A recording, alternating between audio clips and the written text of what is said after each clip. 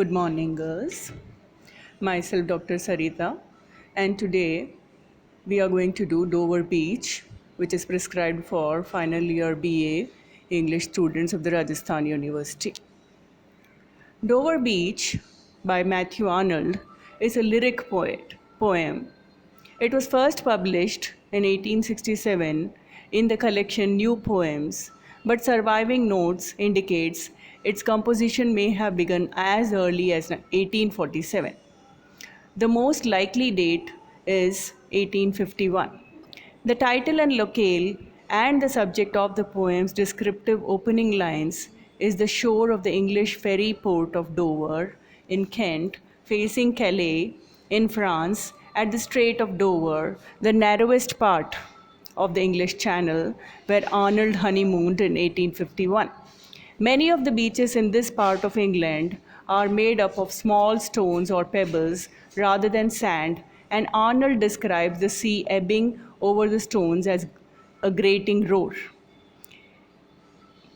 In Stephen Colony's opinion, Dover Beach is a difficult poem to analyze, and some of its passages and metaphors have become so well known that they are hard to see with fresh eyes. Arnold begins with a naturalistic and detailed nightscape of the beach at Dover, in which auditory imagery plays a significant role. Listen, you hear the grating roll, he says.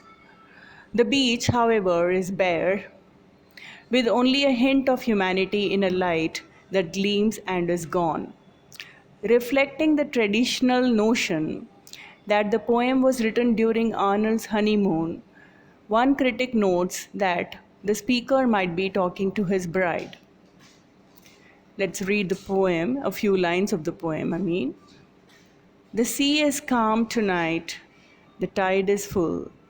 The moon lies fair upon the straits. On the French coast, the light gleams and is gone. The cliffs of England stand, glimmering and vast, out in the tranquil bay. Come to the window, sweet as the night air.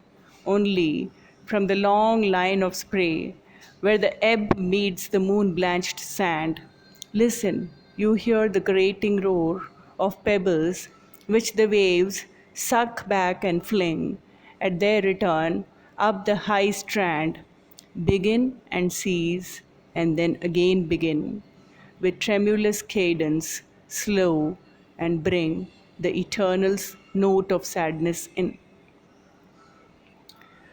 Arnold looks at two aspects of this scene, its soundscape in the first and second stanzas, and the retreating action of the tide in the third stanza. He hears the sound of the sea as the eternal note of sadness. Sophocles, a 5th century BC Greek playwright who wrote tragedies on fate and the will of gods, also heard the sound as he stood upon the shore of the Aegean Sea. Critics differ widely on how to interpret this image of the Greek classical age. One sees a difference between Sophocles interpreting the note of sadness humanistically, while Arnold, in the industrial 19th century, hears in this sound the retreat of religion and faith. A more recent critic connects the two as artists, Sophocles the tragedian, Arnold the lyric poet, each attempting to transform this note of sadness into a higher order of experience. Sophocles long ago heard it on the Aegean, and it brought into his mind the turbid ebb and flow of human misery. We find also in the sound a thought, hearing it by this distant northern sea. These were lines 15 to 20. Having examined the soundscape, Arnold turns to the action of water, wave itself, and sees in its retreat a metaphor for the loss of faith in the modern age. Once again expressed in an auditory image, but now I only hear its melancholy, long, withdrawing roar. This fourth stanza begins with an image not of sadness but of joyous fullness, similar in beauty to the image which the poem opens. The sea of faith was once, too, at the full, and round earth's shore lay like the folds of a bright girdle furled. But now I hear its melancholy, long withdrawing roar, retreating to the breath of night wind down the vast edges drear and naked shingles of the world. The final stanza begins with an appeal to love, then moves on to the famous ending metaphor. Critics have varied in their interpretation of the first two lines, and one calls them a perfunctory gesture swallowed up by the poem's powerfully dark picture, while another critic sees in them a stand against a world of broken faith. Midway between these is one of Arnold's biographers who describes being true to one another as a precarious notion in a world that has become a maze of confusion. The metaphor with which the poem ends is most likely an allusion to the passage in Thucydides' account of the Peloponnesian War, Book 7, verse 44. He describes an ancient battle that occurred on a similar beach during the Athenian invasion of Sicily. The battle took place at night. The attacking army became disoriented while fighting in the darkness, and many of the soldiers inadvertently killed each other. This final image has also been variously interpreted by the critics. Kuller calls the darkling plain Arnold's central statement of the human condition. Pratt sees the final line as only metaphor and thus susceptible to the uncertainty of poetic language. Ah, love, let us be true to one another, for the world which seems to lie before us, like a land of dreams, so various, so beautiful, so new, hath really neither joy, nor love, nor light, nor certitude, nor peace, nor help for pain. And we are here, as on a darkling plain, swept with confused alarms of struggle and flight, where ignorant armies clash by night.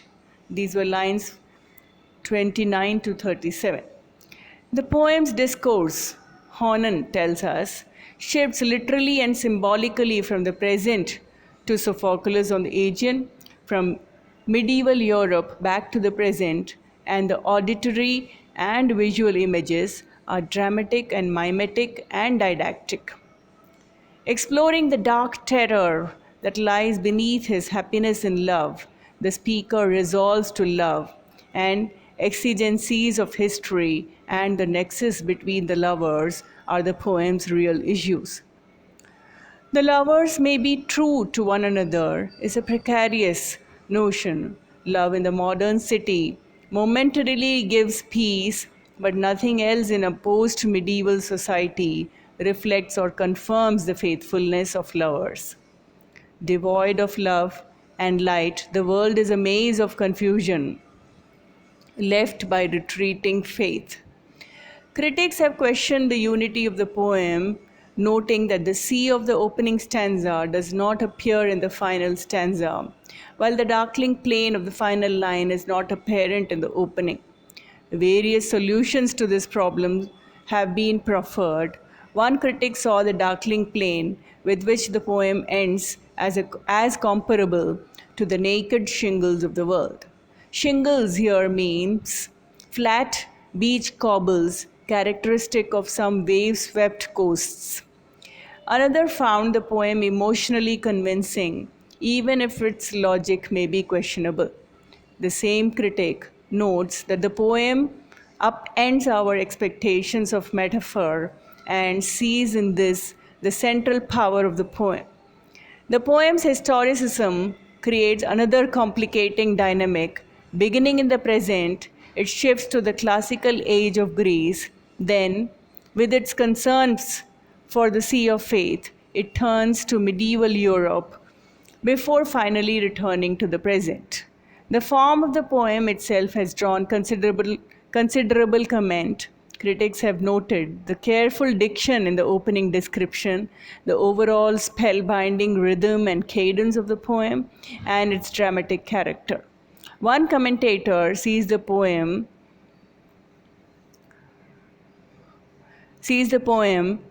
strophe antistrophe of the ode at work in the poem, with an ending that contains something of the catastrophe of tragedy. Finally, one critic sees the complexity of the poem's structure, resulting in the first major free verse poem in the language. This much for the analysis of the poem, line by line analysis, but for further reference, please, students, refer to my notes, which I would be sharing as PDF in your WhatsApp groups. Thank you.